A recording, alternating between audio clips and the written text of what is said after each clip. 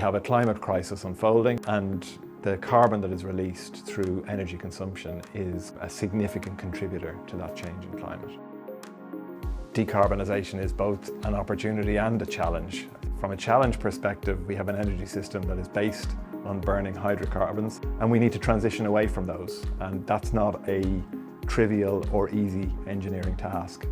However, here in Ireland, because of the geography that we have around this island, we have a very significant shelf off the west coast and around the south and the east coast of Ireland on which you can deploy large-scale offshore wind renewable generators. And that's a phenomenal benefit for us. And so long-term, as we build out our energy capability over the next several decades, Ireland will become a net exporter, potentially, of energy, or if it chose to, it could take that energy that is surplus to its domestic requirements and use it to fuel energy-intensive industries and completely transform our industrial base across the island.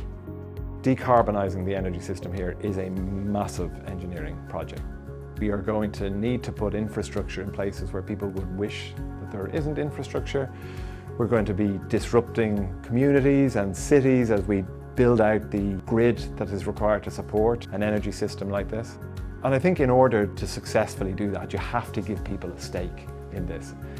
I don't think seeing the bigger picture will be sufficient. There's lots of ways of doing it, and if you look at what has been done most recently with the offshore wind auction, as the organisations who deploy that offshore wind and are successfully selling it onto the grid, they will be required to contribute back to the local communities that have accommodated this build-out of infrastructure.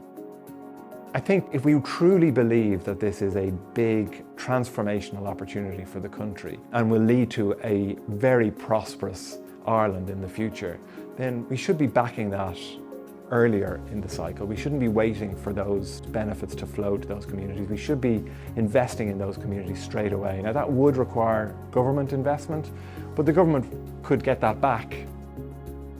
Ireland has done a phenomenal job of attracting in large companies to base themselves here and doing high-value jobs.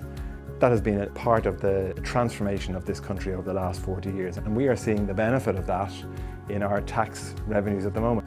We have the potential here to build industrial companies where the products and the profits are generated here, and that becomes not a windfall tax, but that becomes our tax take. And the potential for that to develop our society as one of the most prosperous societies in the world over the next 25 years is brilliant.